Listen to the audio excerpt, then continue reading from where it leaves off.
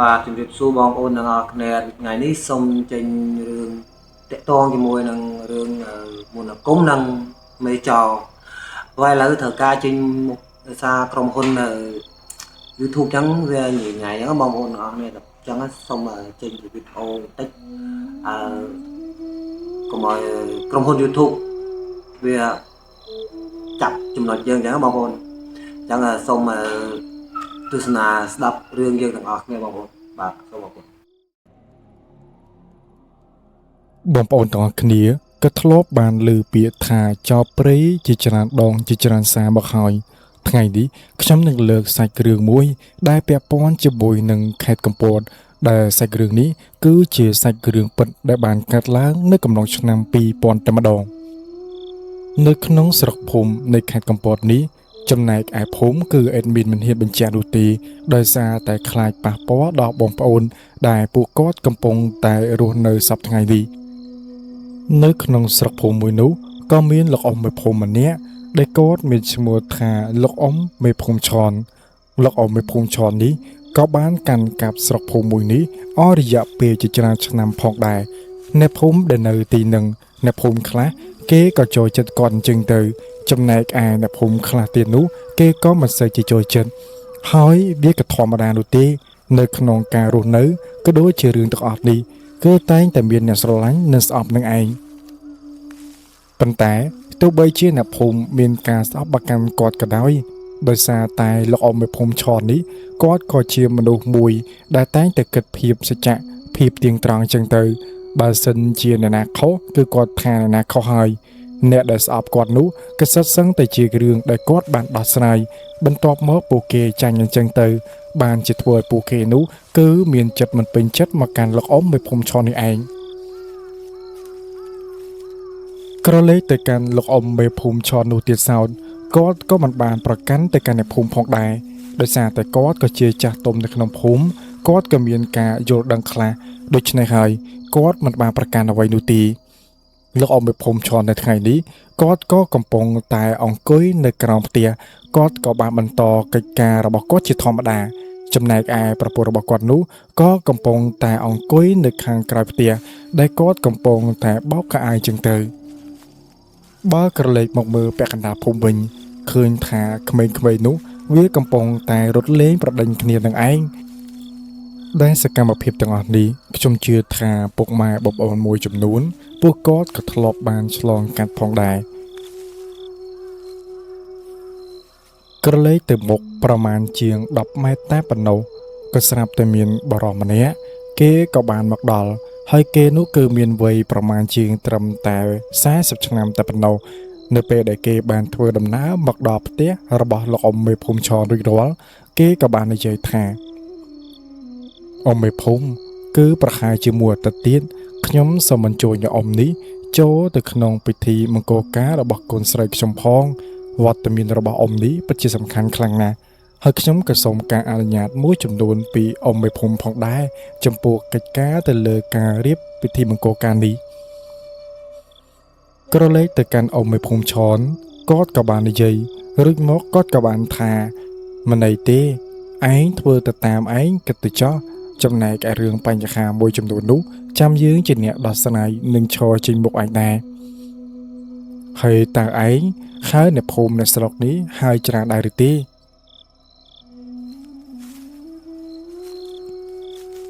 បរិសម្នាក់ដែលគេបានមកប្រាប់នឹងគេក៏បាននិយាយថា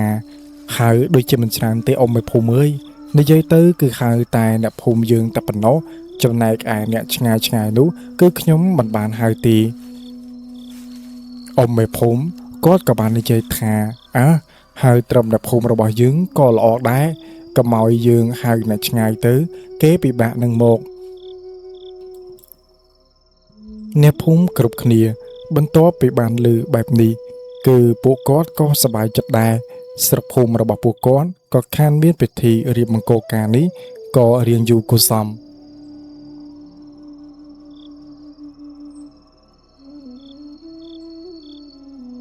ពេលវេលាក៏បានរំលងផុតពីមួយថ្ងៃទៅកាន់មួយថ្ងៃលុះរហូតនៅថ្ងៃទី3ស្រាប់តែមានរឿងមួយក៏បានកើតហេតុឡើងគឺស្ត្រីម្នាក់ គាត់នោះក៏ត្រូវរំទះបាញ់ស្លាប់តែម្ដងបើមើលទៅនេះហាក់បីដូចជាប្រផ្នូលមិនល្អនោះទេ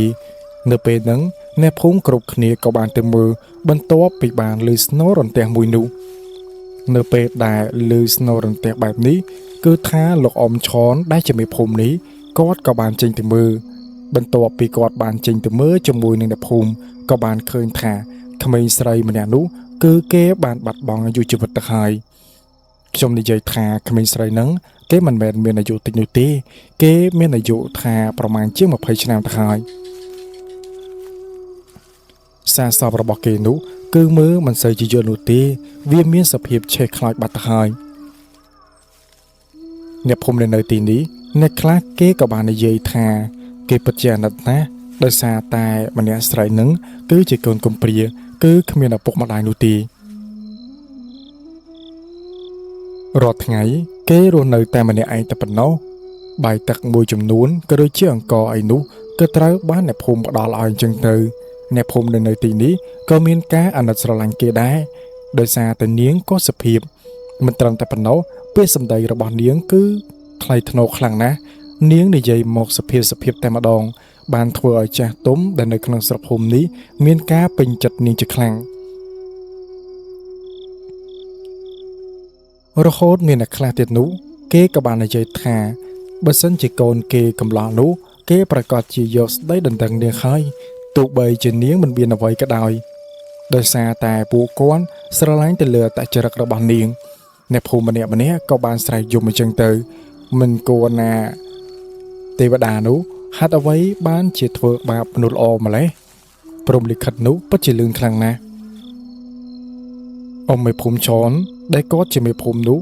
គាត់មិនមានអ្វីក្រៅពីពាក្យថាស្ដោកស្ដាយនោះទេ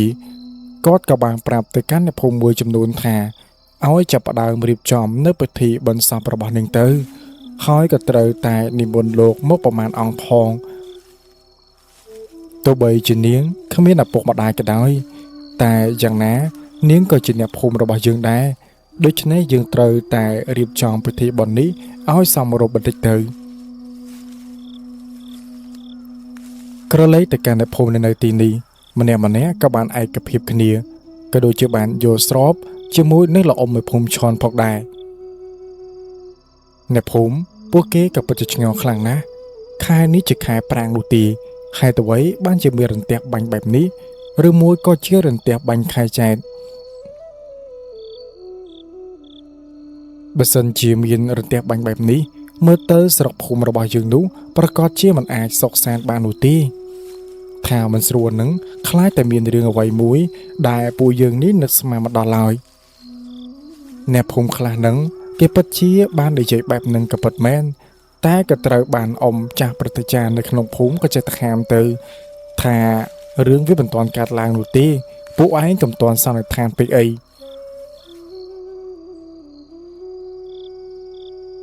អ្នកភូមិបន្ទាប់ពីលើចាស់ព្រឹទ្ធាចារ្យគាត់មានប្រសាសន៍បែបនេះពួកគេក៏មិនហ៊ានមកស្ដីអ្វីដែរដោយស្ដាប់តាមដំបូន្មានរបស់គាត់អ្នកភូមិគ្រប់គ្នាក៏ចាប់ផ្ដើមរៀបចំពិធីបុណ្យសពអញ្ចឹងទៅណាមួយខ្មោចនេះគឺជាខ្មោចរន្ទះបាញ់ទៀតគឺមិនអាចទុកយូរបាននោះទេ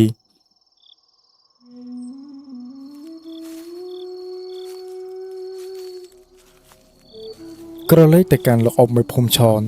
គាត់គឺជាចាស់ទុំនៅក្នុងភូមិនេះដែរហើយណាមួយរឿងជាច្រើនគាត់ក៏ធ្លាប់បានជួបគាត់ក៏បានមើលជុំវិញផ្ទះនេះទៅគាត់មើលទៅហាក់បីដូចជាមិនសូវជាស្រួលតតែសោះគាត់ក៏បានក្រឡេកទៅខាងក្រៅផ្ទះបន្តិចនៅពេលដែលគាត់បានក្រឡេកទៅខាងក្រៅផ្ទះភ្លាមគាត់ក៏បានប្រទះឃើញថាមានដើមត្នោតចំនួន2ដើមដែលវាបានដុកក្បែរគ្នានឹងឯងពេលដែលគាត់សម្លឹងទៅដើមត្នោតនោះគាត់មានអារម្មណ៍ថាដូចជាមិនស្រួលនោះទេគាត់ក៏បានទម្លាក់ទឹកមុខចុះដល់តែពេលហ្នឹងអ៊ំផាតគាត់ក៏បានទៅដល់អ៊ំផាតគាត់មកដល់នេះគឺគាត់មកដល់ក្រោយគេបាត់ទៅហើយគាត់ក៏បានសួរនាំរឿងហេតុមួយចំនួនអំពីលោកអ៊ំមេភូមិសិនពេលដែលគាត់សួរទៅលោកអ៊ំមេភូមិគាត់ក៏បាននិយាយរៀបរាប់តាមដំណើរសាច់រឿងចឹងទៅគាត់បាននិយាយថាក្មេងស្រីម្នាក់នេះគេបានបាត់បង់អាយុជីវិតទៅហើយដោយសារតែរន្ទះបាញ់ ចំណែកឯអ៊ំផាតនោះគាត់ពិតជាមានអារម្មណ៍ថាស្ដោកស្ដាយខ្លាំងណាស់មិនគួរណានាងក៏ជាមនុស្សល្អមិនគួរណាឆាប់បាត់បង់អាយុជីវិតយ៉ាងហ្នឹងទេអ៊ំផាតក៏បានសួរទៅកាន់អ៊ំមេភូមិថាអ៊ំមេភូមិតើអ៊ំកាត់អ្វីមែនទេអ៊ំមិនស្រួលខ្លួនឬមួយក៏យ៉ាងម៉េចបានជាសម្លឹងទៅដើមថ្នោតនោះហើយក៏បានទម្លាក់ទឹកមុខចុះឬមួយក៏មានរឿងអ្វីលោកអ៊ំមេភូមិគាត់ក៏បាននិយាយថាយើងមិនទាន់ហ៊ាននិយាយទេចាំមើលអ្នកភូមិនោះគេរៀបចំពិធីបន់អីរួចរាល់ឬមួយក៏អ្នកភូមិគេទៅផ្ទះខ្លះសិនបានយើងហ៊ាននិយាយគាត់និយាយនេះគាត់និយាយខ្សឹបតែប៉ុណ្ណោះគាត់មិនបាននិយាយលឺអ្វីពេកទេ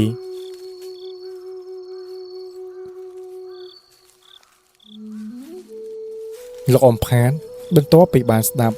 នៅលោកអ៊ំមេភូមិគាត់មានប្រសាសន៍បែបនេះធ្វើឲ្យគាត់ពិតជាមានចម្ងល់ខ្លាំងណាស់គាត់ពិតជាឆ្ងល់ថាតើមានរឿងអ្វីបានជាអ៊ំមេភូមិឆលនេះគាត់បែរជាប្រាប់បែបនឹងទៅវិញមើលទៅទឹកមុខរបស់គាត់នេះហាក់បីដូចចំពុងតែមានបញ្ហាអ្វីយ៉ាងចឹងបរិវេណនៅជុំវិញផ្ទះខ្យល់វាក៏បានបក់មកប៉ះជាមួយនឹងដើមចេកមួយចំនួនវាក៏បានបក់មកផាត់ខ្យល់បក់មកយ៉ាងត្រសៀកតែម្ដងដែលវេលាស្មាននេះគឺមកប្រមាណជាង3បាត់ទៅហើយអ្នកភូមិមួយចំនួនគេក៏ចាប់ផ្ដើមបានរៀបរាប់នៅកន្លែងពិធីបុណ្យសពអីត្រឹមត្រូវអាចារ្យមួយចំនួនក៏បានមកដល់ដូចជាអាចារ្យភ្លុកជាដើមនិយាយទៅការចំនួននោះគេមិន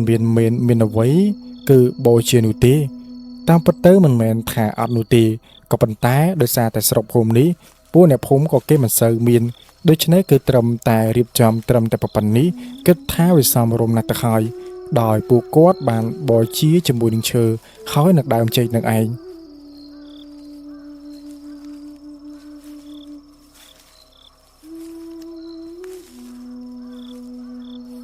លុះរងាចក៏បានមកដល់គឺនៅម៉ោងប្រមាណជាងត្រឹមតែ9ល្ងាចតែប៉ុណ្ណោះបន្ទាប់ពីធ្វើកិច្ចក៏ដូចជាពិធីអ្វីមួយរួចរាល់ហើយនោះអ្នកភូមិខ្លះគេក៏បានធ្វើដំណើរដើម្បីត្រឡប់ទៅកាន់ផ្ទះរបស់គេវិញពីព្រោះថាពួកគាត់គឺមកជួយនៅក្នុងពិធីបុណ្យនេះក៏រៀងយូរគួរសមផងដែរដូច្នេះពួកគាត់ត្រូវតែត្រឡប់ទៅកាន់ផ្ទះរបស់ពួកគាត់វិញសិនគឺត្រឡប់ទៅមើលប្រពន្ធកូនក៏ដូចជាបាយទឹកគោមួយចំនួនជ្រូកអីចឹងទៅលុះមកដល់ម៉ោងប្រមាណជាង7យប់នៅម៉ោងប្រមាណជាង7យប់នោះអ៊ំផាតគាត់ក៏បានទៅចិត្តនៅពេលដែលគាត់ទៅចិត្តលោកអ៊ំមេភូមិឆោនោះគាត់ក៏បានសួរថាណែអ៊ំមេភូមិតើមានរឿងអ្វីអ៊ំនិយាយមកនៅពេលហ្នឹងអ៊ំមេភូមិគាត់ក៏បាននិយាយថាយើងក្រឡេកទឹកដើមថ្នោតពីខាងក្រោយនោះហាក់បីដូចជាមិនសូវជាស្រួលសោះយើងគិតថាទីនោះប្រកាសជាមានព្រាយជាមិនខានហើយរន្ទះបាញ់នោះគឺប្រកាសជារន្ទះបាញ់ចំព្រាយនោះហើយប៉ុន្តែមិនដឹងជាយ៉ាងម៉េចបែរជាផ្លាតទៅកូនស្រីនេះទៅវិញហើយណាមួយ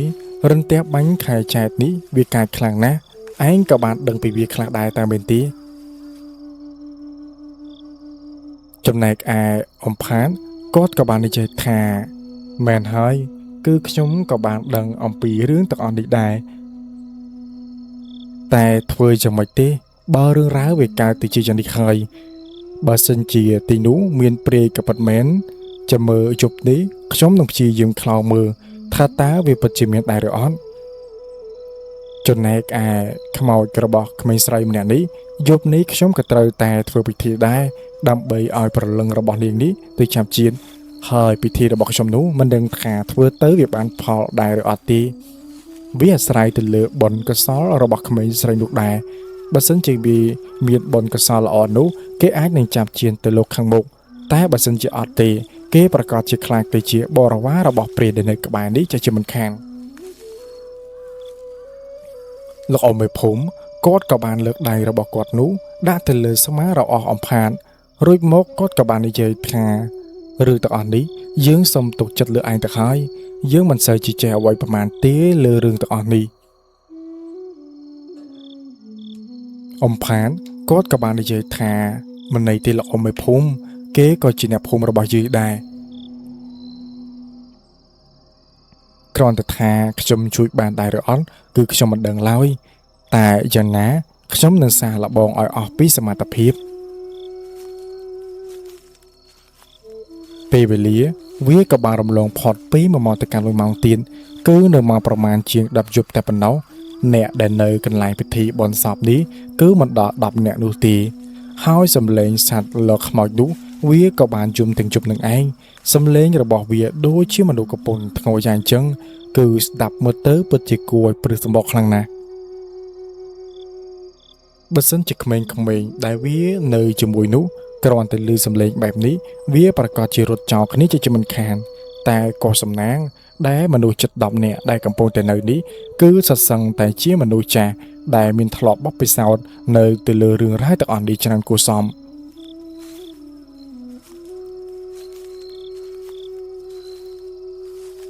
លុះរហូតមកដល់ម៉ោងប្រមាណជាង12យប់នៅម៉ោង12យប់នោះអ្នកភូមិមួយចំនួនក៏បាននាំគ្នាហែសពរបស់ក្មេងស្រីម្នាក់នេះទៅបូជាអញ្ចឹងទៅហើយគឺគាត់បូជានៅក្នុងដីរបស់ក្មេងស្រីម្នាក់នឹងទីពិធីបូជានោះហាក់បីដូចជាមិនមានរឿងអ្វីដែលបានកើតហេតុទៅតែសោះគឺវារលូនតែម្ដងបន្ទាប់ពីបានបូជាហើយគឺនៅសល់តែអាចារ្យភ្លុកតែប៉ុណ្ណោះដែលគាត់កំពុងតែថែមអូសថែមអីមួយចំនួនទៀតអ្នកភូមិខ្លះគេក៏បានត្រឡប់ទៅផ្ទះវិញនៅសល់តែអាចារ្យភ្លុកដែលគ្នារបស់គាត់គឺប្រមាណជាងត្រឹមតែ3នាក់តែប៉ុណ្ណោះចំណែកឯអ៊ំមេភូមិជាមួយនឹងលោកអ៊ំផាតនោះគាត់ក៏បានដើរទៅខាងក្រោយផ្ទះគាត់ដើរទៅនេះក៏ចង់លួចមើលថាតើព្រាយដែលនៅដើមថ្នោតនោះវានឹងចេញមកដែរឬទេលោកអ៊ំផាតគាត់ច្បាស់ក្នុងចិត្តខ្លាំងណាស់គាត់ជឿថាបើសិនជាមានអ្នកស្លាប់បែបនេះព្រាយដែលនៅខាងក្រោយនោះវាក៏ចាំមើលដែរវានឹងព្យាយាមខាបយកព្រលឹងអ្នកដែលស្លាប់នេះគឺជាព្រលឹងតែហោងទៀតនិយាយទៅត្រូវគ្នាជាមួយនឹងពួកវាតែម្ដងយ៉ាងណាវាត្រូវតែអន្តងយកធ្វើជាបរិវាររបស់វាឲ្យបានលោកអ៊ំផានគាត់ក៏បានដឹងអំពីរឿងទាំងអស់នេះប៉ុន្តែគាត់មិនទាន់ចាត់ការទៅកាន់ព្រះនោះទេមកដល់វេលាមក3ទៀបភ្លឺបែបនេះគឺថាលោកអ៊ំផានគាត់ក៏ចាប់ផ្ដើមរៀបចំនៅពិធីរបស់គាត់ពិធីរបស់គាត់នេះមិនមានអ្វីស្មុគស្មាញនោះទេគឺមានត្រឹមតែទៀនហើយនឹងធូបហើយនឹងបង្អែមមួយចំនួនតែប៉ុណ្ណោះបន្ទាប់មកគាត់ក៏បាននិយាយតិចតួចចឹងទៅហើយគាត់ក៏បានសរសើរនៅមុនវិជារបស់គាត់ក៏ដូចជាការដែលគាត់នោះបានចេះដឹងទៅលើរឿងទាំងអស់ហ្នឹងពេលដែលគាត់បានសរសើរចប់រួចរាល់នោះគឺថាលោកអ៊ំមេភូមិគាត់មិនគួរជឿនោះទេគាត់ថាគាត់បានឃើញព្រលឹងក្មេងស្រីម្នាក់នឹងពិតមែនក្មេងស្រីម្នាក់នោះគឺសន្ធិដ្ឋនៅក្នុងភាពគេកំពុងតែយំគេមិននឹកស្មាននោះទេថាខ្លួនរបស់គេនេះបែរជាស្លាប់ទាំងវ័យប៉ុណ្ណឹងទាំងដែលរឿងមួយចំនួនគេមិនទាន់បានធ្វើក៏ដូចជាមិនទាន់បានសម្រេចផងចំណែកឯលោកអ៊ំមេភូមិឆននោះគាត់ក៏បាននិយាយបញ្យល់ថានេះប្រហែលជាកម្មរបស់ឯងហើយមិនអីទេឯងអស់កម្មហើយឯងឆាប់ទៅចាំជាតិទៅកុំនៅធ្វើបាបអ្នកភូមិអីហើយមិនអីទេផ្ទះរបស់ឯងនេះចាំយើងជាអ្នកធ្វើថែឲ្យមូលហេតុដែលលោកអ៊ំមេភូមិបាននិយាយបែបនេះកាលពីដំបូងឡើយការដែលនាងបានមករស់នៅក្នុងស្រុកភូមិមួយនេះផ្ទះមួយហ្នឹងគឺជាលោកអ៊ំមេភូមិគាត់ក៏បាននាំនៅគំនិតរបស់គាត់នោះឲ្យអ្នកភូមិសាងសង់ផ្ទះនេះឡើងដើម្បីក្មេងស្រីម្នាក់នេះហើយក្មេងស្រីម្នាក់ហ្នឹងគេស្រឡាញ់ផ្ទះខ្លាំងណាស់គេមិនសូវជាបែកផ្ទះអីប្រមាណនោះទេទោះបីជាគេធ្វើដំណើរទៅផ្លូវឆ្ងាយក៏ដោយឲ្យតែគេគិតថាធ្វើដំណើរមកដល់ស្រុកភូមិនេះមិនយប់ពេកគេដឹងតែត្រឡប់មកវិញហើយព្រលឹងរបស់ក្មេងស្រីនោះបន្ទាប់ពីត្រូវបានលោកអ៊ំផាតគាត់បានស្រោចស្រង់បានបែបនេះគេក៏បានរលេចបានលោកអ៊ំមេភូមិឆនក៏បានសួរទៅកាន់លោកអ៊ំផាតថាយ៉ាងម៉េចហើយបងផាតតើព្រលឹងរបស់នាងបានទៅចាប់ជាតិដែរឬទេលោកអ៊ំផាតគាត់ក៏បាននិយាយថាមិនន័យទេលោកអ៊ំមេភូមិមើលទៅនាងប្រកាសជាអាចទៅចាប់ជាតិបាន ដោយសារតែបុណ្យកុសលរបស់នាងក៏ច្រើនហើយមើលទៅលេខជីវិតរបស់គេនោះក៏ឃើញថាវាមិនសូវជាអាក្រក់អីណាស់ណាទេបន្ទាប់ពីគេស្លាប់ទៅនោះបងប្អូនដឹងទេបន្ទាប់ពីលោកអ៊ំផានបានជួយទៅកាន់ប្រលឹងរបស់ក្មេងស្រីម្នាក់នោះហើយ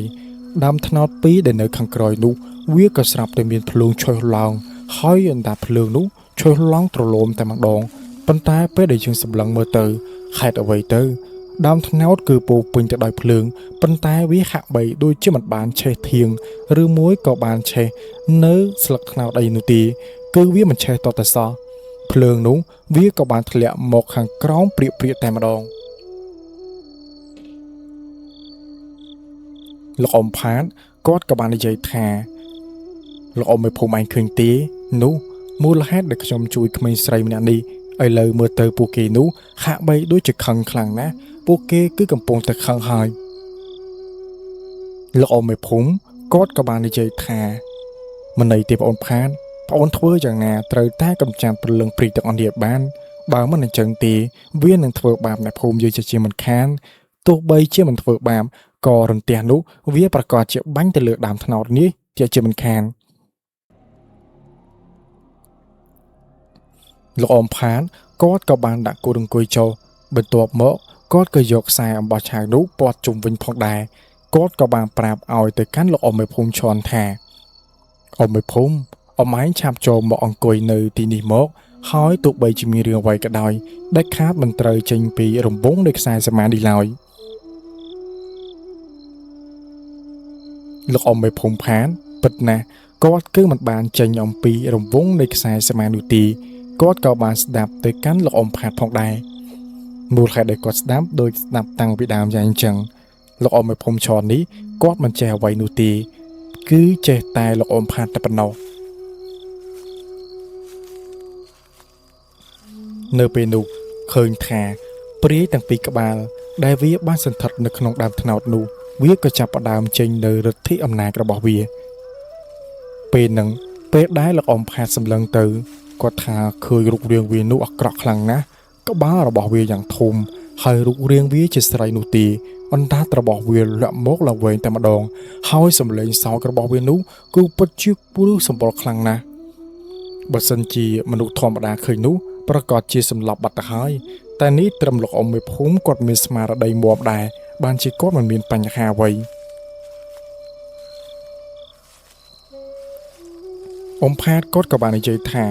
នៅពេលដែលគាត់ឃើញបែបនេះគាត់ក៏មិនទាន់បញ្ចេញនៅមុនវិជ្ជារបស់គាត់ដែរគាត់គឺប្រើប្រាស់តិចតួចមែនទែនព្រាយនោះវាក៏ចង់គិតថាលោកអ៊ំផាតនេះគ្រាន់តែជាមនុស្សធម្មតាទេប្រកាសជាគ្មានចេះអីឡើយនៅពេលហ្នឹងវាក៏បានបង្កើតផ្ចំព្យុះមួយយ៉ាងធំគឺបោកបាក់មកកាន់ក្រុមរបស់លោកអ៊ំផាតនឹងឯងដែលកំពុងតែអង្គុយ2នាក់គឺ2នាក់លោកអ៊ំមេភូមិនឹងឯងលោកអ៊ំមេភូមិបន្ទាប់ពីបានឃើញផ្ចំព្យុះមួយវាបានបោកបាក់មកបែបនេះគាត់ក៏បានស្រែកប្រាប់ទៅកាន់អ៊ំផាតថាលោកប្អូនផាតខ្យល់មកហើយតើខ្ញុំគួរតែរត់ចេញដែរឬអត់លោកអ៊ំផាតដែលគាត់កំពុងតែអង្គុយតាំងសមាធិនោះគាត់ក៏បាននិយាយថាដាច់ខាតលោកអ៊ំមេភូមិគឺមិនត្រូវចេញនោះទេបើសិនជាអ៊ំចេញនោះសូម្បីតែអាយុជីវិតរបស់អ៊ំនេះក៏ខ្ញុំមិនអាចធានាបានដែរខ្យល់នោះវាបក់កាន់តែខ្លាំងវាបក់បន្តិចម្ដងគឺវាប្រុងនឹងចូលមកហើយនៅពេលហ្នឹងនៅពេលដែលខ្យល់នោះចូលមកចិត្តឃើញថាខ្យល់មួយហ្នឹងវាក៏បានបែកចេញជាពីរតែម្ដងវាមិនមកចំកណ្ដាលគឺលោកអ៊ំផាតនោះទេពេលនោះហើយដែលខ្យល់ហ្នឹងវាក៏បានផ្ទុះបែកចេញទៅក្រឡេកទៅកាន់លោកអ៊ំមេភូមិឈន់វិញដែលគាត់កំពុងតែអង្គុយនៅក្នុងខ្សែសមាធិហ្នឹងគាត់ឡើងភ្ញាក់ផ្អើលតែម្ដងបន្ទាប់ពីបានឃើញទស្សនវិជ្ជាមួយនេះគាត់បានឃើញច្បាស់នឹងភ្នែកខ្លាំងណាស់ថាខ្យល់ដែលបោកមកនោះប្រកាសជាចំពួកគាត់ទាំងពីរអ្នកជាមិនខានប៉ុន្តែមាននរណាវាបែរជាទៅផុតទៅវិញព្រាយទាំងពីរក្បាលនោះបន្ទាប់ពីគេបានដឹងបែបនេះគេក៏បានស្រែកពីខាងលើដើមថ្នោតនោះថាពួកឯងទាំងពីរអ្នកនេះគឺត្រូវតែងាប់នៅក្នុងយប់នេះឯងនេះប្រខឿនខ្លាំងណាស់ហ៊ានទាញយកនៅបរិវាររបស់យើងនោះឲ្យចេញបាត់ពីមុខយើងខំចំណាយបន្តិចនោះទេ តម្រាំតែយកអាយុជីវិតគេបាននោះនៅពេលនេះការពិតគឺត្រូវបានលាតត្រដាងតែម្ដងព្រាយពីក្បាលនេះវាមានបំណងចង់យកក្មេងស្រីម្នាក់នេះមិនតិចដងនោះទេបានជាវានិយាយបែបនេះហើយឥឡូវហ្នឹងគម្រោងរបស់វាក៏បានសម្រេច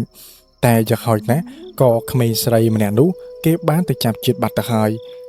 នៅសល់តែព្រាយពីអ្នកនេះតែប៉ុណ្ណោះលោកអំផាតគាត់ក៏បាននិយាយថាខ្ញុំគឺមិនចង់ជំពាក់កម្មពៀជាមួយនឹងពពួកឯងចឹងនោះទេ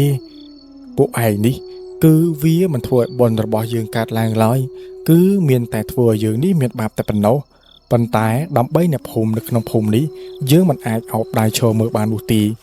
បើសិនជាពួកឯងទាំងពីរនាក់គឺហោះចាក់ចេញអំពីដើមត្នោតនេះទៅនៅឯណាក៏បានដែរគឺមិនត្រូវធ្វើបាបអ្នកភូមិនោះទេយើងនឹងទុកជីវិតឲ្យព្រៃទាំងពីរក្បាលនោះពេលដែលវាបានឮសំឡេងបែបនេះវាមានតែស្ដាប់អីវាមានតែសើចហើយសើចចំអកមកកាន់លោកអ៊ំផាទៀតសំឡេងរបស់វាបានបន្តពីដើមត្នោតពីដើមនោះវាបាននិយាយថាស្អីគេយើងខ្លាចគ្រូកំពេចកំប៉ុកដូចជាឯងយើងមិនខ្លាចនោះទេយើងសុកចិត្តរលីប្រលឹងយើងក៏មិនត្រូវធ្វើតាមឯងដែរលោកអ៊ំផាតគាត់ក៏បានតបទៅវិញថាមិនអីទេអញ្ចឹងបើសិនជានាងព្រាយឯនេះចង់បានលទ្ធផលបែបនេះយើងក៏មិនខាមដែរយើងគឺមានតែបំពេញបំណងទៅកាន់នាងព្រាយឯនឹងឯងលោកអ៊ំមេភូមិផាតគាត់មិនខ្លាចឡើយគាត់ក៏បានដើរចេញអំពីខ្សែសមាននេះដើម្បីទៅកាន់ដើមត្នោតពីដើមនោះតែម្ដងចំណែកឯលោកអ៊ំមេភូមិឈរនោះគាត់ក៏បានសែកប្រាប់ដែរថាយ៉ាងម៉េចនឹងបានជាអផាតតែងធ្វើដំណើរទៅហេតុអីមិននៅទីនេះប្រយ័ត្នតែមានគ្រោះថ្នាក់ទៅលោកអ៊ំផាតគាត់ក៏បាននិយាយមកហើយគាត់ក៏បានធ្វើដំណើរទៅមុខគាត់បាននិយាយថាមិនអីទេលោកអ៊ំមេភូមិលោកអ៊ំមេភូមិគឺធ្វើយ៉ាងម៉េចនៅតែក្នុងនឹងទៅដាច់ខាតគឺមិនត្រូវចេញមកនោះទេគឺមិនត្រូវចេញពីខ្សែសមាននេះឡើយនៅពេលដែលបានលើបែបនេះលោកអ៊ំមេភូមិឈនគាត់ក៏មិនមកនោះដែរគាត់ក៏បានរងចាំមើលតែក្នុងចិត្តរបស់គាត់ច្បាស់ណាស់បើសិនជាលោកអ៊ំផាតនេះមានបញ្ហាអីលោកអ៊ំឈននឹងធ្វើដំណើរទៅជួយតែម្ដង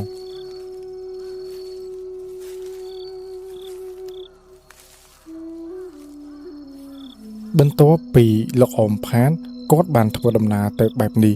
ព្រាយទាំងពីរក្បាលដែលនៅលើដើមត្នោតនោះវាក៏បានពង្រីកខ្លួនយ៉ាងធំ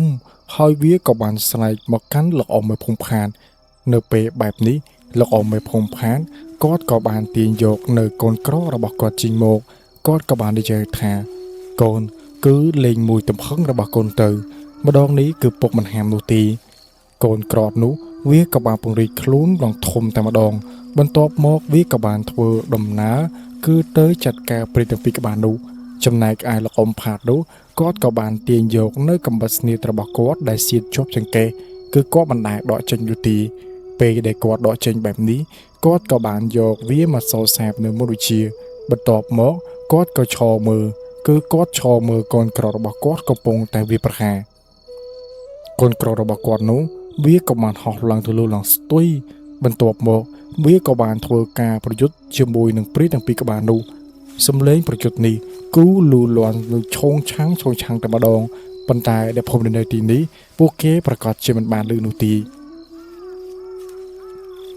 ក្រឡេកទៅកាន់លោកអ៊ំមេភូមិឈនវិញគាត់ក៏បានសម្លឹងមើលនៅរឿងហេតុទាំងអស់នេះបើសិនជាឮគេនិយាយក៏មិនជឿនោះទេប៉ុន្តែម្ដងនេះគាត់បានឃើញនៅនឹងភ្នែកពិតតែម្ដងគាត់ពិតជាពិបាកចំពោះខ្លាំងណាស់លោកអ៊ំមេភូមិផានពេលដែលឃើញថាព្រាយទាំងពីរក្បាលនោះវាចុកខ្សោយបែបនេះគាត់ក៏បានយកកំបិតស្នៀតរបស់គាត់នេះគប់ទៅលើដើមត្នោតនោះចំនួន2ដើមតែម្ដងពេលដែលគាត់បានគប់ទៅលើបែបនេះវាស្រេចដោយការឈឺចាប់តែម្ដងហាក់បីដូចជាលោកអ៊ំផាននេះចាក់ទៅលើរាងកាយរបស់វាយ៉ាងចឹងលោកអ៊ំផានបន្ទាប់ពីគាត់បានយកនៅកំបិតស្នៀតរបស់គាត់ចាក់ទៅលើបែបនេះហើយគាត់ក៏បានទាញដីគោចំនួន2ចេញពីថង់យាមរបស់គាត់តែម្ដងសឹងតែជាដីគោមួយទឹកទៀតនៅពេលនោះគាត់ក៏បានយកដីគោនោះវាយទៅលើដើមត្នោតនោះគឺគាត់វាយឡើងលិចតែម្ដង ធ្វើឲ្យព្រាយទាំងពីរក្បាលនោះវាស្រេចដោយការជឿចាំបន្ទាប់មកព្រលឹងរបស់វានោះក៏បានខ្ចាត់ខ្ចាយទៅក្រោយពីព្រលឹងព្រាយទាំងពីរនេះបន្ទាប់ពីវាបានរលាយបាត់ទៅគឺឃើញថាសភាពក៏ដូចជាបរិយាកាសនៅទីនេះហាក់បីដូចជាមានភាពបរិសុទ្ធជាងមុនដោយសារតែមិនមានភាពក្តៅងងឹតអ្វីនោះទេចំណែកឯពេលវេលានៅស្មានេះវាក៏បានឈានចូលមកដល់ម៉ោងប្រមាណជាង6ព្រឹកបាត់ទៅហើយតាអាចារ្យក៏ចាប់ផ្ដើមរើសនៅឆ្អឹងមួយចំនួនហើយបន្ទាប់មកឮថាឆ្អឹងរបស់ក្មេងស្រីម្នាក់នោះគឺបញ្ជូនទៅវត្តដែលនៅក្បែរនេះហើយលោកអ៊ំមេភូមិក៏គិតថាយកទៅដាក់វត្តដែរដើម្បីឲ្យបងប្អូនមួយចំនួនគេបានទៅធ្វើបុណ្យហើយឧទ្ទិសកុសលផលបុណ្យទៅកាន់នាងផងបើសិនជាទុកនៅផ្ទះរបស់នាងនោះខ្លាចថាកណ្ដោខ្លាចអីនោះវាមកខាំឬមួយក៏បាត់ធាតុអញ្ចឹងទៅដូច្នេះក៏សម្រេចចិត្តថានឹងយកធាតុរបស់នាងនោះទុកនៅក្នុងវត្តទៅចោះនៅពេលដែលពិធីបុណ្យសពរបស់នាងបានកន្លងផុតទៅឃើញថាในភូមិដែលនៅទីនេះគេនៅតែស្រណោះស្រណោចនាងនឹងឯងគេក៏បាននិយាយថាមិនសមទេដែលមនុស្សល្អឆាប់ទៅបែបនេះចំណែកឯในភូមិខ្លះទៀតនោះពួកគាត់ក៏បាននិមន្តនៅព្រះសង្ឃជាច្រើនអង្គដើម្បីឲ្យមកស្រោះស្រោចក៏ដូចជាស្រោចទឹកនៅផ្ទះរបស់ពួកគាត់រៀងៗខ្លួនការធ្វើបែបនេះគឺជាជំនឿរបស់ពួកគាត់ដោយសារតែរន្ទះបាញ់គឺធ្វើឲ្យអ្នកភូមិមួយចំនួនមានការផិតភ័យពួកគាត់ខ្លាចណាស់ខ្លាចតែថាមានរឿងរ៉ាវនេះកើតឡើងម្ដងទៀតទេអញ្ចឹងហើយបានជាគាត់ទៅនិមន្តលោកឲ្យមកប្រោះប្រងបែបនេះ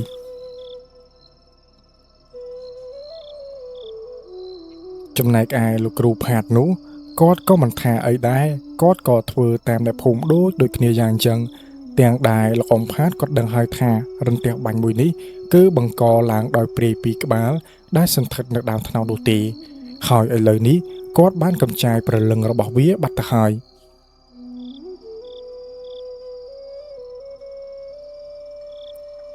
បន្ទាប់ពីរឿងនេះទៅគឺថាលោកអ៊ំផាតគាត់ក៏បានធ្វើដំណើរទៅផ្ទះរបស់លោកអ៊ំមេភូមិដោយសារតែលោកអ៊ំមេភូមិបានហៅគាត់ឲ្យទៅនឹងឯងលោកអ៊ំមេភូមិក៏មានចង់រឿងខ្លះចង់និយាយដែរលោកអ៊ំមេភូមិបន្ទាប់ពីគាត់ដឹងថាលោកអ៊ំផាតនេះក៏ជាមនុស្សដែលចេះនៅវិជ្ជាបែបហ្នឹងគាត់ក៏ចង់អញ្ជើញឲ្យលោកអ៊ំផាតនេះគឺធ្វើដំណើរទៅជួយក្មួយរបស់គាត់ដែលគេគឺមានជំងឺគឺមិនជាតតែសោះហើយម្ដាយរបស់គេនោះគឺពិបាកចិត្តខ្លាំងណាស់ក្មេងប្រុសដែលមានអាយុប្រមាណជាងត្រឹមតែ10ឆ្នាំតែប៉ុណ្ណោះគឺថារាល់ថ្ងៃគឺគេតែងតែធ្វើបាបឪពុកម្ដាយរបស់គេគឺពេលខ្លះទៅគេក៏បានយកកំបិតយកអីនោះដេញកាប់ឪពុកម្ដាយរបស់គេតែម្ដងហើយគេនិយាយថាគេចង់បានអាយុជីវិតឪពុកម្ដាយរបស់គេខ្លាំងណាស់ចំណែកឯឪពុកម្ដាយនោះក៏គិតថាកូនប្រហែលជាឆ្កួតទៅហើយប៉ុន្តែការឆ្កួតនេះដូចជាមិនសមគាត់ថាប្រមាណជាង3ខែមុននោះកូនរបស់គាត់មានសភាពធម្មតានោះទេប៉ុន្តែមិនដឹងជាយ៉ាងម៉េចបន្ទាប់ពីគេមកពីដើរលេងជាមួយនឹងមិត្តភ័ក្តិរបស់គេហើយនោះឥឡូវនេះគឺគេតែងតែរករឿងឪពុកម្ដាយរបស់គេកាយវិការក៏ប្លែកចំណែកឯពាក្យសម្ដីនោះគឺរឹតតែប្លែកតែម្ដងគេមិនដែលប្រើពាក្យថាកូននោះទេគេតែងតែប្រើពាក្យថាអញដូចជាពួកឯងទាំងពីរនេះឆាប់ធ្វើមន់ធ្វើទាឲ្យអញស៊ីផងគេនិយាយតែបែបនេះទេហើយពេលដែលគេបាយនោះគេចម្លែកខ្លាំងណាស់គេមិនដែលបាយធម្មតាទេគេតែងតែប្រាប់ឲ្យម្ដាយរបស់គេឲ្យធុកអញ្ចឹងទៅមុនពេលដែលគេនោះទៅស៊ីបាយទង្វើប្លែករបស់គេបែបនេះធ្វើឲ្យក្រុមគ្រួសាររបស់គេទាំងមូលគឺមានចម្ងល់តែម្ដងហើយក្រឡេកទៅកាន់លោកអ៊ំផាតវិញគាត់ក៏គិតថាប្រកាសណាស់ដែលគាត់ជាអ្នកចេះនេះគឺលោកអ៊ំមេភូមិឈនគាត់នឹងអញ្ជើញឲ្យគាត់នោះទៅជួយគេជាមិនខាននៅពេលដែលគាត់បានទៅដល់បែបនេះពិតណាស់គឺពិតដូចជាអ្វីដែលលោកអ៊ំផាតគាត់បាននិយាយពិតមែនគឺលោកអ៊ំមេភូមិឈនគាត់បាននិយាយថាលោកប្អូនផាតអើយខ្ញុំមិនលាក់លៀមអ្វីនោះទេខ្ញុំគឺមានប្អូនស្រីម្នាក់ដែលកូនរបស់គេគឺមានជំងឺមួយព្យាបាលមិនជានោះទេអាការៈរបស់គេនេះប្រៀបបីដូចជាមនុស្សឆ្កួតយ៉ាងអញ្ចឹងហើយរាល់ថ្ងៃនេះ ដោយសារតែកូនក្មេងនោះវាតែងតែដើរធ្លាក់ណាធ្លាក់ណីដូច្នេះហើយឪពុកម្ដាយរបស់គេក៏បានចាប់ចងនៅផ្ទះឯនោះហើយចងសិតតែខ្សែពួយនោះបើសិនជាខ្សែធម្មតាគឺมันអាចឃុំក្រងគេបានទេលោកអ៊ំផានគាត់ក៏បានគិតថាសង្ស័យតែជំងឺនេះគឺជាជំងឺដែលតពួយមកពីឪពុកម្ដាយរបស់គេឬមួយក៏យ៉ាងម៉េចគាត់ក៏បានសួរទៅកាន់លោកអ៊ំមេភូមិវិញថាលោកអ៊ំមេភូមិតើឪពុកម្ដាយទាំងពីរនាក់របស់គេនោះធ្លាប់មានជំងឺឆ្កួតជ្រូកដែរឬអត់ពេលហ្នឹងអ៊ំមេភូមិក៏បានតបវិញថាអត់ទេឪពុកម្ដាយរបស់គេនោះធម្មតាតើខ្ញុំក៏រស់នៅស្រុកភូមិនឹងដែរឯងក៏រស់នៅស្រុកភូមិនឹងដែរឃើញថាពួកគេមិនដែលមានបញ្ហាអ្វីនោះទេអ៊ំមេភូមិក៏បានសួរថាហេតុអ្វីបានជាឯងសួរបែបនេះអ៊ំផានគាត់ក៏បានតបទៅភ្លាមតែម្ដងគាត់ថាសួរបែបនេះមិនមែនថាគាត់ចង់និយាយឬមួយក៏គិតអ្វីនោះទេគាត់គ្រាន់តែចង់ដឹងអំពីព័ត៌មានខ្លះៗអំពីក្រុមគ្រួសាររបស់គេអញ្ចឹងទៅស្រួលពេលដែលគាត់ធ្វើដំណើរទៅដល់ដឹងអំពីអាការៈអ្នកជំងឺកាន់តែច្បាស់អ៊ំមេភូមិក៏បាននិយាយថាតើថ្ងៃនេះលោកប្អូនផាតំណេដែរឬទេយ៉ាងម៉េចចឹងមកធ្វើដំណើរទៅជួយគ្នាទៅគ្នារស់នៅកណ្ដាលភូមិនឹងឯងគឺចម្ងាយប្រមាណជាងត្រឹមតែ10ផ្ទះតែប៉ុណ្ណោះគឺនឹងដល់ផ្ទះរបស់គេហើយជួយគ្នាយកទៅបន់ទៅខ្ញុំក៏ពិបាកចិត្តដែរនៅពេលដែលឃើញថាក្មួយរបស់ខ្ញុំវាមានជំងឺបែបនេះវាពីមុនក៏ជាក្មេងល្អដែរលោកអ៊ំផានគាត់ក៏បានតបវិញថាគាត់មិនចំទាស់អ្វីទេតោះតើឥឡូវតែម្ដងទៅលោកបងពួកគាត់តែពីរនាក់ក៏បានធ្វើដំណើរឆ្លងកាត់ភូមិឆ្លងពីមួយផ្ទះទៅកាន់មួយផ្ទះហើយនៅភូមិមួយចំនួនបន្ទាប់ពីបានឃើញលោកអ៊ំមេភូមិធ្វើដំណើរបែបនេះពួកគេក៏បានសួរអញ្ចឹងទៅថាលោកអ៊ំមេភូមិធ្វើដំណើរជួយទៅណាអ្នកខ្លះទៀតក៏បានតបថាតើស្រុកភូមិរបស់យើងនេះតើមានរឿងអ្វីមែនទេបងបានជាអ៊ំធ្វើដំណើរដូចជាប្រញាប់ខ្លាំងណាស់អ៊ំមេភូមិក៏បានតបវិញថាអត់ទេគាត់ធ្វើដំណើរនេះគាត់ធ្វើដំណើរទៅលេងផ្ទះប្អូនរបស់គាត់តើគាត់មិនបានមានបញ្ហាអ្វីនោះទេអ្នកភូមិគេក៏បានតបវិញថាបាទលោកអ៊ំមិនអីទេលោកអ៊ំធ្វើដំណើរមួយទៅចាំបាច់ធ្វើដំណើរលឿនបែបនេះអីនាំតែអ្នកភូមិគេសង្ស័យទីក្រោយពីអ្នកភូមិម្នាក់នោះគេបាននិយាយបែបនេះក៏លោកអ៊ំមេភូមិគឺលោកអ៊ំឈននឹងឯងគាត់ក៏បានធ្វើដំណើរមួយសិនចំណែកឯលោកអ៊ំផាតនោះគាត់ក៏បាននិយាយដែរថាលោកបងឈនអើយលោកបងធ្វើដំណើរមួយទៅមិនអីទេទោះបីជាលោកបងធ្វើដំណើរលឿនក៏ក្មេងម្នាក់នោះវាមិនតបបានធូរស្បើយដែរចាំមើលខ្ញុំធ្វើដំណើរទៅដល់សិនទៅធ្វើដំណើរអស់រយៈពេលកន្លះម៉ោងពួកគាត់ក៏បានធ្វើដំណើរទៅដល់ផ្ទះរបស់ប្អូនស្រីរបស់អ៊ំមេភូមិពិតមែនពេលដែលទៅដល់ពិតណាស់ក្មេងដែលកំពុងតែដេកនៅលើគ្រែនោះវាដេកស្ដោះស្ដឹងតែម្ដងហើយវាគឺមិនមានកាយវិការអ្វីទីនោះទេវាហាក់បីដូចជាខុសពេលដែលលោកអ៊ំមេភូមិបានប្រាប់គាត់លោកអ៊ំមេភូមិប្រាប់ថាវានេះគឺធ្វើបាបអ្នកផ្ទះរបស់វាខ្លាំងណាស់តែនៅពេលដែលអ៊ំផាតមកដល់វាបែរជាដេកស្ដោះបែបនេះទៅវិញលោកអ៊ំផាតក៏បានសួរនាំទៅកាន់អ៊ំមេភូមិម្ដងទៀតបងឈនបោកឯងនិយាយប្រាប់ខ្ញុំដូចជាមិនដូចជាការពិតសោះក្មេងម្នាក់នេះគេដេកនៅលើគ្រែនៅឡើយនឹងគេមិនបានធ្វើអ្វីពុកម្ដាយរបស់គេផង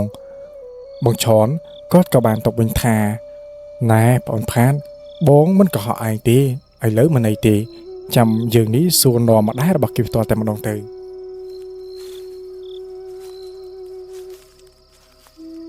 អ៊ំមេភូមិឈនក៏បានសួរថាណែឆៃបងស្រីហេតុអ្វីបានជាកូនរបស់ឯងនេះគេមិនមានការៈក៏ដូចជាស្រែកជេរគេពេញនឹងពេញចឹងឬមួយក៏គេបានធូរស្រាលហើយមែនទីបងស្រីរបស់អ៊ំមេភូមិឈននោះក៏បានតបថាអត់ទេដោយសារតែថ្ងៃមិញនេះវាលោឡាខ្លាំងពេកវាស្រែកមួយទំហឹងតែម្ដងមិនដឹងថាវាកើតអ្វីជាទូទៅវាមិនដែលយ៉ាងចឹងនោះទេនៅពេលដែលវាស្រែកបែបនេះឪពុករបស់វាក៏មិនចង់ឲ្យរំខានទៅដល់អ្នកភូមិដែលនៅទីនេះក៏បានយកឈើនោះដាក់គេពីក្រោយខ្នប់បន្តិចពេលដែលអញ្ចឹងទៅគេក៏បានសន្លប់គេមិនទាន់ដឹងខ្លួននោះទេលោកអ៊ំមេភូមិឈនក៏បាននិយាយថាយីប្តីរបស់ឯងឈួតទីអីឯងមិនគិតទីអីថាពេលដែលវាបែបនេះប្រយ័ត្នតែវាស្លាប់ទៅ ពេលហ្នឹងម្ដាយក៏បានតបមកវិញថាខ្ញុំក៏បានគិតបែបហ្នឹងដែរប៉ុន្តែធ្វើយ៉ាងម៉េចទេ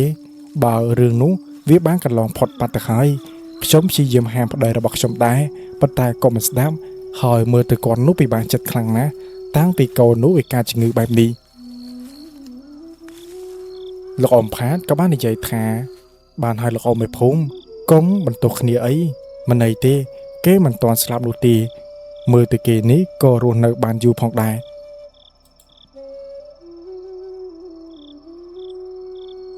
ម្ដាយរបស់ក្មេងនេះក៏បានសួរថាអ៊ំតើនេះគឺជាអ្នកណាទៅអ៊ំមេភូមិក៏បាននិយាយថាគេនឹងឯងគឺជាអ្នកមកជួយកូរ៉ូឯងគ្រាន់តែលើកបែបនេះគឺថានាងក៏បានរត់ជង្គង់ចុះហើយក៏បានសុំឲ្យលោកអ៊ំផាតនេះជួយទៅកាន់កូនរបស់នាងផងនាងថាកូនរបស់នាងនេះគឺមានតែមួយនឹងទេបើសិនជាមានបញ្ហាអីមិនដឹងថាអាយុជីវិតក៏ដូចជាប្តីប្រពន្ធរបស់គាត់នេះរស់នៅបានយ៉ាងម៉េចឡើយបើកូនវាចាក់ចេញទៅបែបនេះបន្ទាប់មកលោកអ៊ំផាតក៏បាននិយាយថាមិនន័យទេចាំខ្ញុំនេះគឺព្យាយាមមើលអស់លទ្ធភាពតែអ្នកទាំងអស់គ្នាធ្វើដំណើរចេញទៅខាងក្រៅសិនទៅទុកតែខ្ញុំជាមួយនឹងក្មេងម្នាក់នេះទៅនៅពេលហ្នឹងដែរលោកអ៊ំផាតគាត់ក៏បានដើរមើលក្មេងនេះមួយជុំពេលដែលគាត់មើលទៅឃើញថាចំហាយខ្មៅដូចជាមិនមាននៅលើក្បាលរបស់គេទេតើមានបញ្ហាអ្វីឲ្យប្រកាសទៅនៅពេលនោះនៅពេលដែលលោកអ៊ំមេភូមិផាតគាត់បានយកដៃសង្កត់ក្បាលគេបែបនេះស្រាប់តែគេបានស្ទុះវឹបចាប់ដៃមកកាន់លោកអ៊ំមេភូមិផាតគេបាននិយាយថាយីឯងជាណាហ៊ានលេងក្បាលរបស់យើងឯងប្រហើនខ្លាំងណាស់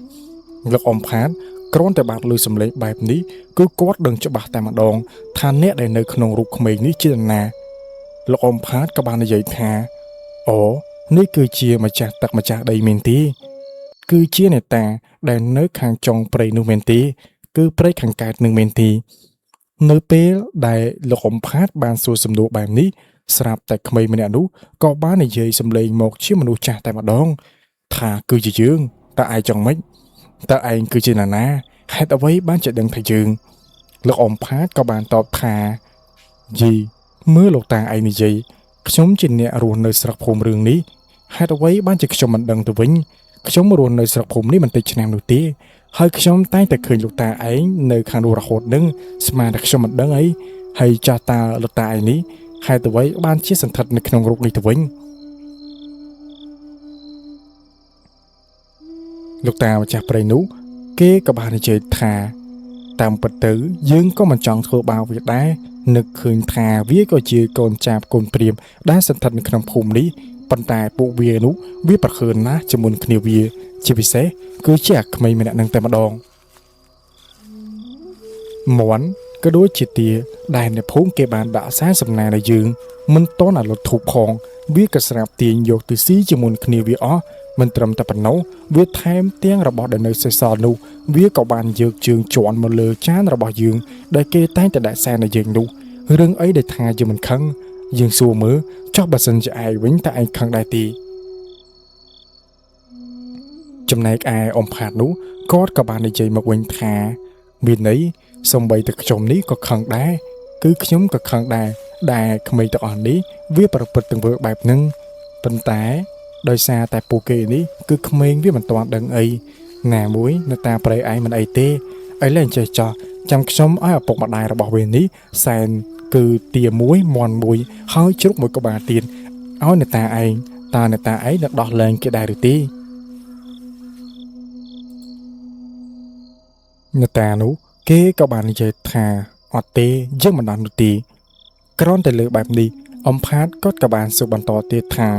ហេតុអីបានជាមិនដោះបែបនេះតើអ្នកតាឯងចង់បានអ្វីទៀត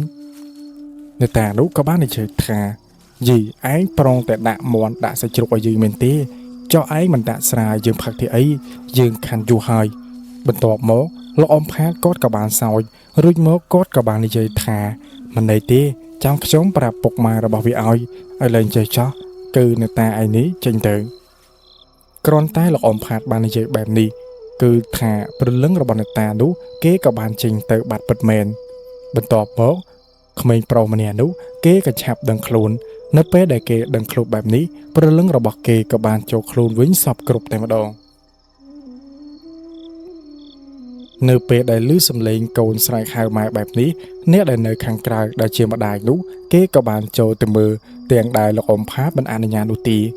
តែធ្វើយ៉ាងម៉េចទេទឹកចិត្តជាម្ដាយគេរត់ចូលទៅបែបនេះហើយលោកអ៊ំផាតក៏គាត់មិនបានហាមអ្វីដែរ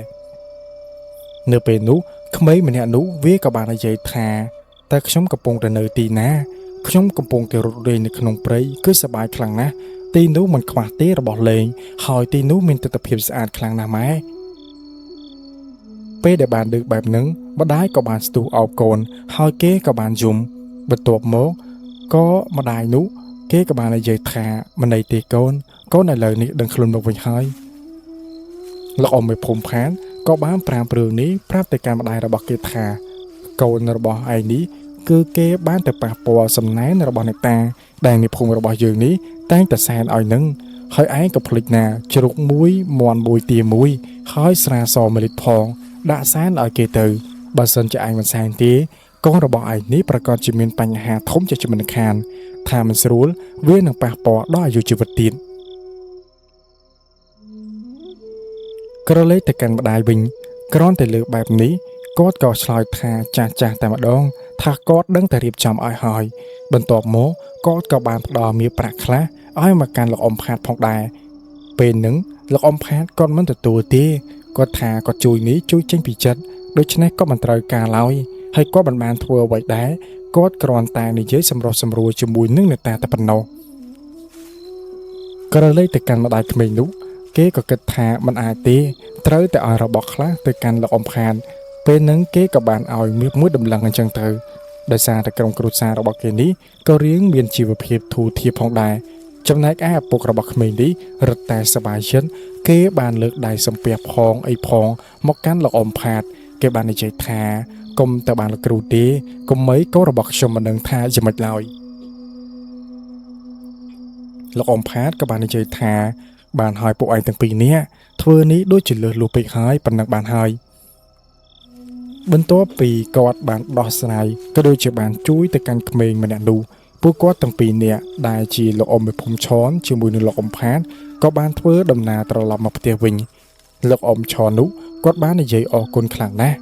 ក្នុងនាមគាត់ជាមេភូមិគាត់ពិតជាអរគុណទៅកាន់លោកអ៊ំផាតខ្លាំងណាស់កាលពីលើកមុនបានជួយទៅកាន់អ្នកភូមិរបស់យើងបានជួយកំចាត់ព្រាយទាំងពីរក្បាលឥឡូវនេះក៏បានជួយគឺនិយាយជាមួយនឹងអ្នកតាទៀត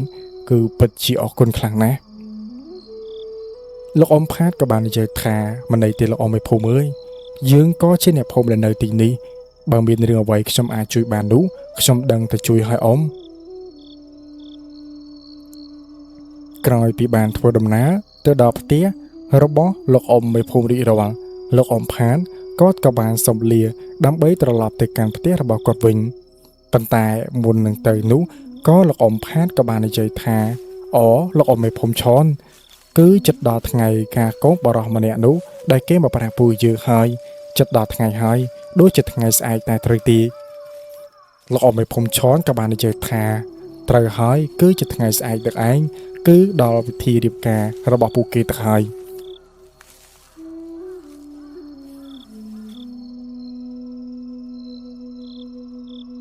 លុះរហូតដល់ថ្ងៃស្អែកឡើងនៅថ្ងៃស្អែកឡើងនេះក៏ដល់ពិធីអាពាហ៍ពិពាហ៍កូនប្រុសកូនស្រីដែលត្រូវជាលោកអ៊ំនោះផងពេលហ្នឹងអ្នកភូមិទាំងអស់គ្នាបានទៅចូលរួមសប្បាយខ្លាំងណាស់ចំណែកឯបែបបទពិធីនោះគឺមិនបានរំលងណាមួយនោះទេពួកគាត់គឺធ្វើទៅតាមប្រពៃណីខ្មែរយើងដោយមិនរំលងមួយសោះកម្មវិធីប្រព្រឹត្តទៅជាធម្មតានោះទេចំណែកឯពេលយប់ក៏បានចុះមកដល់គឺភ្ញៀវក៏បានមករួមលេងអញ្ចឹងទៅនៅម៉ោងប្រមាណជាង8យប់តែប៉ុណ្ណោះក៏ស្រាប់តែបានលឺសំឡេងកាភ្លើងមួយក្រុមគឺលឺនៅកណ្ដាលភូមិឯនោះចំណែកឯរោងការនេះវានៅខាងដើមភូមិអ្នកភូមិដែលនៅទីនេះគ្រាន់តែលឺបែបហ្នឹងម្នាក់ក៏បានផ្អាកការជួបជុំអញ្ចឹងទៅដោយពួកគាត់កំពុងតែគិតថាតើសំឡេងមិញនេះគឺជាសំឡេងរន្ទះបាញ់ឬមួយក៏ជាសំឡេងកាភ្លើងទៅមនុស្សម្នាមួយចំនួនពួកគេក៏បានស្រវឹងទៀតពួកគេក៏បាននិយាយថាប្រហែលជាផ្គរឬមួយក៏រន្ទះបាញ់អីហ្នឹងពេលនោះ ពេលដែលលើគេនិយាយបែបនេះហើយណាមួយមនុស្សស្រវឹងគ្រប់គ្នាទៀតក៏ចាប់ផ្ដើមកម្មវិធីម្ដងទៀតដោយពួកគាត់ក៏ចាប់ផ្ដើមរាំលេងរែកកម្សាន្តអញ្ចឹងទៅលុះមកដល់ម៉ោងប្រមាណជាង8កន្លះតែប៉ុណ្ណោះក៏ស្រាប់តែមានមនុស្សមួយក្រុមដែលពួកគេបានបាំងមុខចិត្តតែម្ដងពួកគេក៏បានធ្វើដំណើរមកនៅពេលដែលធ្វើដំណើរមកនោះពួកគេក៏បានទាញកំភ្លើងបាញ់រះទៅលើកម្មវិធីមង្គលការនេះតែម្ដងចំណែកឯអ្នកភូមិមួយចំនួនពួកគាត់ក៏បានក្រោបទៅក្រោមតុហើយនៅខ្លះទៀតនោះក៏មានរបួសដៃជើងដែរប៉ុន្តែមិនទាន់មាននរណាមានរបួសធ្ងន់នោះទេ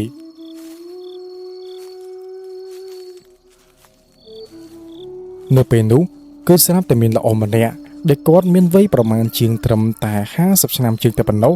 គាត់ក៏បានទាញកំភ្លើងរបស់គាត់ដែលជា AK-47 នឹងឯងគាត់ក៏បានទាញមកហើយក៏បានបាញ់រះទៅលើពួកចោរនោះកំភ្លើងរបស់គាត់ដែលបានបាញ់ទៅនេះវាពិតជាត្រង់ខ្លាំងណាស់ចោរប្រមាណជាងដែលមានគ្នាច្រើនមិនក្រោមជាង10នាក់នោះទេដែលពួកវាបាននៅឈរមកខាងទៀតនោះហើយវាកំពុងតែបាញ់មកក្រឡេកនៅពេលនោះដែរ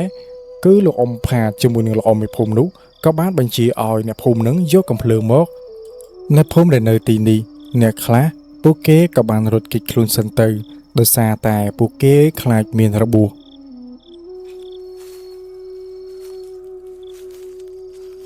នៅសល់តែលោកអ៊ំមេភូមិឆននិងលោកអ៊ំផាតតែប៉ុណ្ណោះដែលកំពុងតែតតាំងនៅពេលនោះគឺលោកអ៊ំម្នាក់ដែលកំពុងតែទាញកំភ្លើងកំពុងតែបាញ់នោះគឺនៅពេលហ្នឹងលោកអ៊ំផាតក៏បានស្រែកថាលបងវិទអើយឆាប់បាញ់ពួកវាទៅចាំខ្ញុំគឺជាអ្នកបាញ់បិទគូតវិញ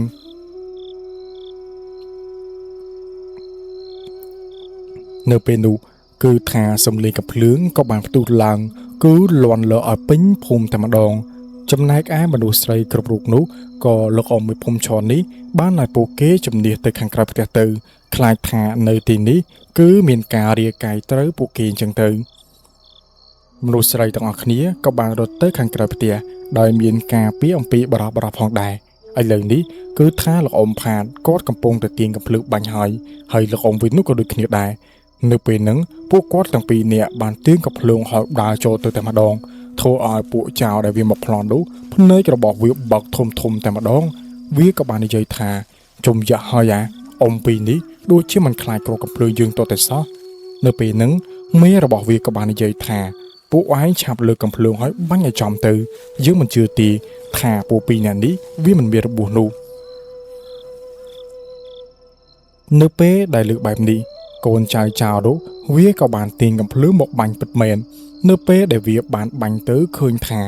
ពួកលោកអ៊ំទាំងពីរនាក់នេះដែលជាលោកអ៊ំផាតហើយនិងលោកអ៊ំវិញនោះគឺមិនមានរបួសនោះទេគ្រាប់កំភ្លើងដែលបានត្រូវនោះក៏បានធ្លាក់ព្រាកមកខាងក្រោមគឺជាសម្បកកំភ្លើង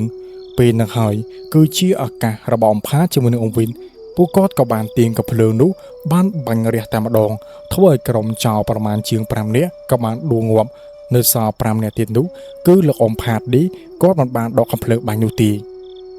លោកអ៊ំផាតគាត់ក៏បានទាញកាំបិតស្និតរបស់គាត់ចេញទៅបន្ទាប់មកគាត់ក៏បានកាន់កាំបិតស្និតនោះដៃទាំងសងខាងហើយក៏បានឈរប្រយុទ្ធជាមួយនឹងពួកចោរ5នាក់នោះទៀតនៅពេលនេះគឺកូនចៅចំនួន2នាក់វាក៏បានឈរនៅជុំវិញខ្លួនរបស់លោកអ៊ំផាតពួកវាក៏បានយកដៃនោះវាយមកលើលោកអ៊ំផាតមានអ្នកខ្លះទៀតនោះវាក៏បានដកកាំបិតផ្គាដែលវាបានដាក់មកនោះទាញកាប់ទៅលើលោកអ៊ំផាតផងដែរ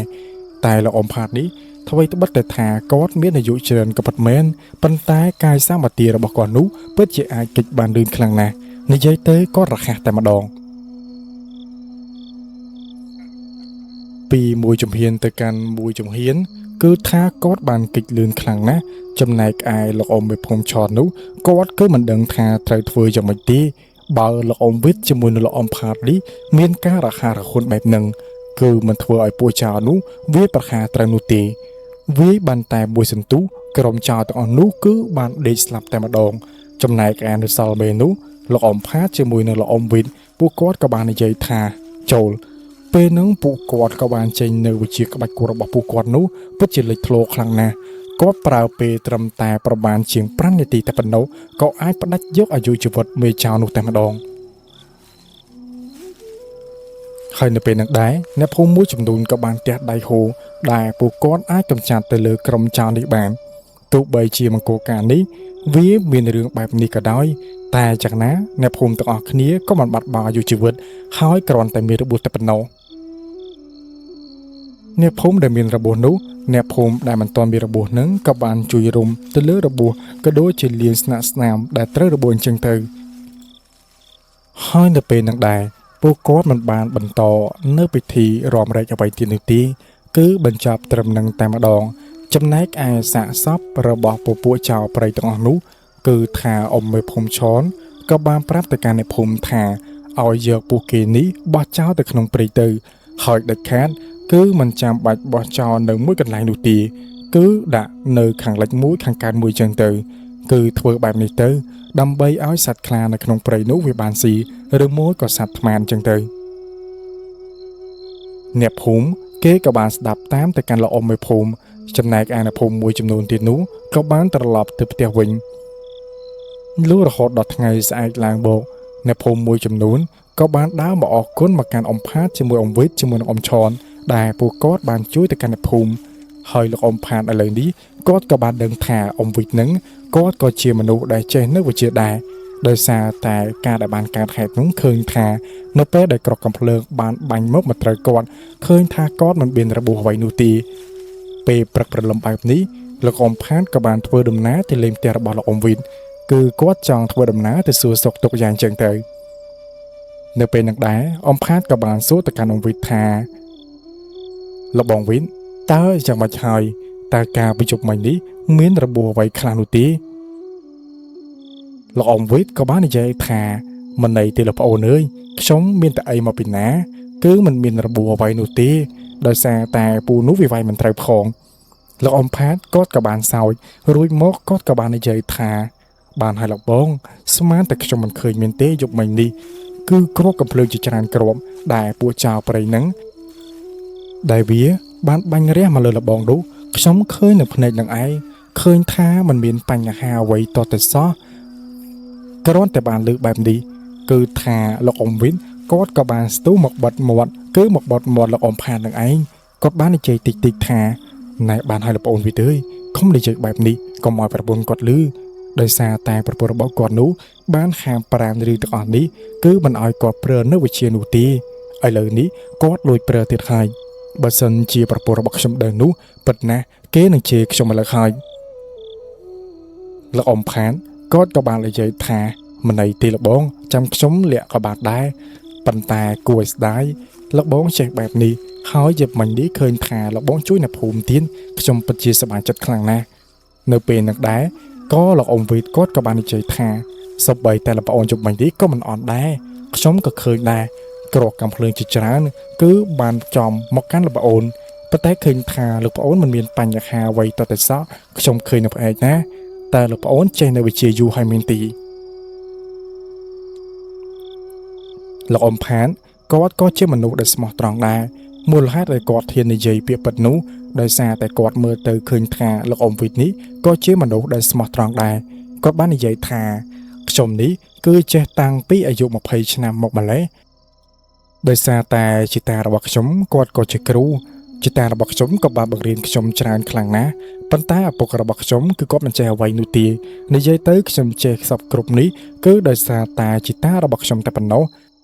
បន្ទាប់មកខ្ញុំក៏បានហាត់រៀននៅវិជ្ជាបន្តទៀតទៅហើយមើលទៅពួកគាត់ទាំងពីរនាក់ក៏ចាប់ផ្ដើមយល់ចិត្តគ្នាខ្លះដែរពួកគាត់ក៏បានសួរពីនេះពីនោះអញ្ចឹងទៅទឹកមុខរបស់ពួកគាត់នេះគឺពោពេញដោយស្នាមញញឹមតែម្ដងមើលទៅពួកគាត់នេះប្រៀបបីដូចជាមិត្តសម្លាញ់ដែលទើបតែបានជួបគ្នាដែលបែកគ្នាអស់រយៈពេលជាច្រើនឆ្នាំយ៉ាងចឹងចំណែកឯសាច់រឿងនៅក្នុងភាគមួយនេះគឺសូមតែបញ្ចប់ត្រឹមនឹង